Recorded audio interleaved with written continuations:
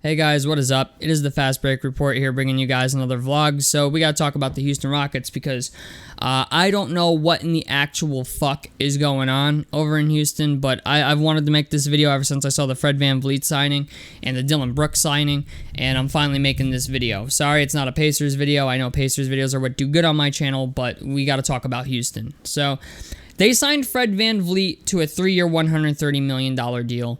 They signed Dillon Brooks to a 4-year, $80 million deal. They signed Jeff Green to a 1-year, $6 million deal. And a guy named, was it Jock Landell? Jake or Jock Landell to a 4-year, $32 million deal. The Jock Landell contract, perfectly fine. The Jeff Green contract, perfectly fine. They even traded like fucking Ty Washington and KJ Martin, which made no sense to me, but they fucking did it anyway. They traded KJ Martin for fucking nothing, and I think he's going to be a great player for the Clippers. They traded Ty Washington and Usman Garuban or whatever his name is for some dude in the fucking draft. I don't understand why they did that. It's just like they had a bunch of youth, and they still do, but they kind of like fucked it all up by saying, you know what? Let's bring in Fred VanVleet and Dillon Brooks after you got Amen Thompson and Cam Whitmore in the draft. And Dillon Brooks, I get it. He's got some dog in him. Like, he likes to bark, but he's all bark and no bite. I mean, you signed a guy to a 4-year, $80 million of fucking net negative on offense, okay? I mean, this guy didn't even shoot 40% from the field in any aspect this past season. And that somehow justified 4 years, $80 million. At this point, I think I could have been a fucking NBA player if this is the type of money the NBA is giving out to players. Because, like, apparently you don't even got to shoot 40% from the fucking field in the NBA to make $80 million. I mean, I don't know what I'm doing wrong, but clearly I need to be a bench player on one of these fucking teams that just never plays and just collect the bag. So there's that.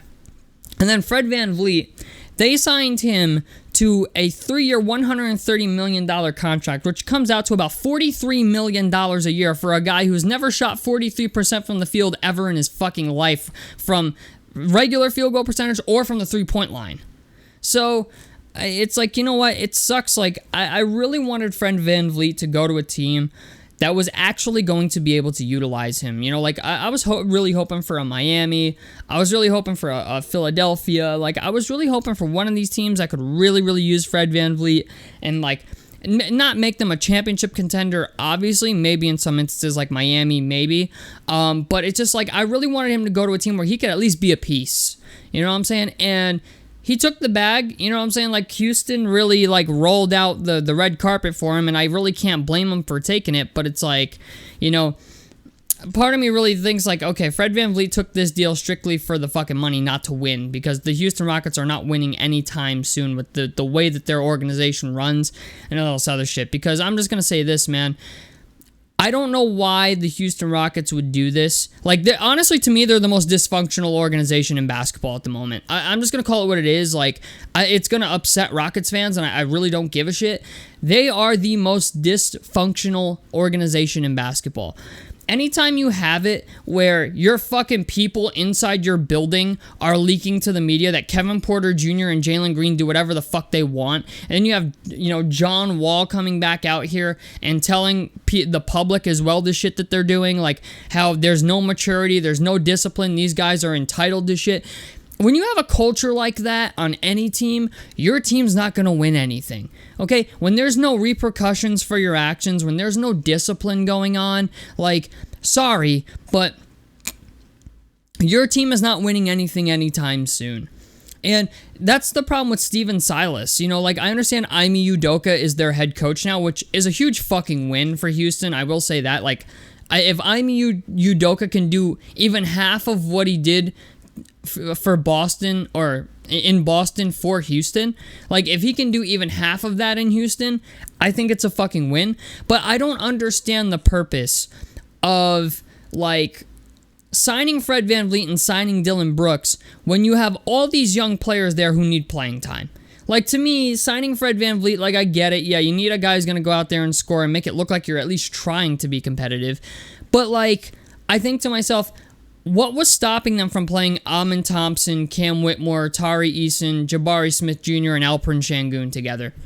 Like, what was stopping them from doing that? Or Kevin Porter Jr., the guy they should have fucking traded this offseason if they could have. Like, I just think to myself, like, this seems like a just like an intentional stunt of development. This really feels like they had a whole bunch of cap space and it was just burning a hole in their pocket, and they were like, you know what, fuck it, let's just go sign Fred VanVleet to some ludicrous fucking deal because we can.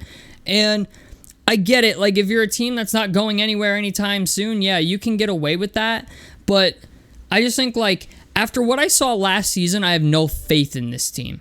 I have no faith in anything they're doing. I don't have faith in ownership. I don't have faith in the front office. And it sucks. Like, I want to have faith in Ime Udoka, but I don't think Ime Udoka has the support system around him in the front office to make this team work. Like, Jabari Smith Jr. didn't exactly have a great year last year. They got Cam Whitmore at fucking 20, who everybody passed on because of how he interviewed, and I guess his workouts weren't good. Cam Whitmore, I kind of understand taking a risk on because, like, the dude can play ball, all right? We saw him play at Villanova. We know he's a certified fucking bucket. If you can get buckets, you can get buckets. It shouldn't matter how you fucking interview or, you know, unless you're, like, you know, a complete asshole or you're all about yourself, which is a possibility. But, you know, like, if you have a bad workout, like, I don't like draft workouts. I just don't. I don't think they're an accurate representation of how good a basketball player actually is, ever. Especially, like, the one-on-one workouts they do and shit like that. I just think they're all bullshit. I'm just gonna call it what it is. So I understand why they took the shot on Cam Whitmore. Like, their draft was amazing. But then, like, their offseason moves completely contradict all the great things they did in the draft. Like, Amin Thompson's a guy, it's like, yeah, throw him in immediately.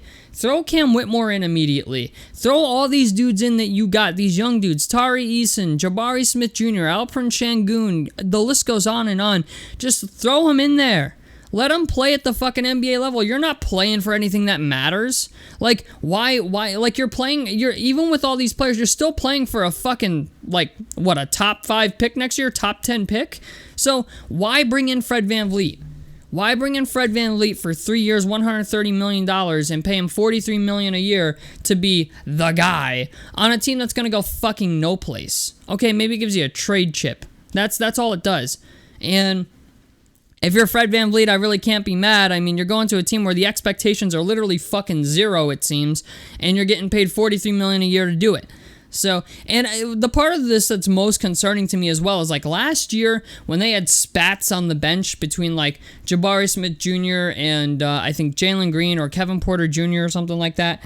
There was like Kevin Porter Jr. was the fucking mediator in that like sideline debacle, and Eric Gordon just looked like he could not have given a fuck any less. Like, he was there, and it seemed like he was just like, you know what, man? Fuck it. Like, I'm getting paid. I'm here to just sit on the bench and shoot threes.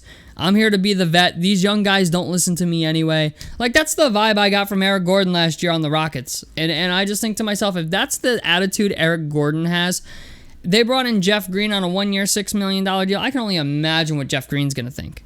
You know what I'm saying? Like, Ime Udoka has so much to fix here, and I don't even know if the front office has his back to do this stuff. Like, it seems like the front office is, like, doesn't give a fuck about personality. It seems like the front office is just focused on dudes who can ball, and yeah, there's a time and place for that with certain players, but not with every player on your fucking team. You know what I'm saying? Like, you cannot have a culture around a bunch of young adults in their, like, fucking early to mid-20s who just think it's a fucking free-for-all every day, and, like, you just, you know, you come to work because fuck it and you take everything for granted. And you've got John Wall coming out saying things publicly about this team, about how Jalen Green and Kevin Porter Jr. used to act.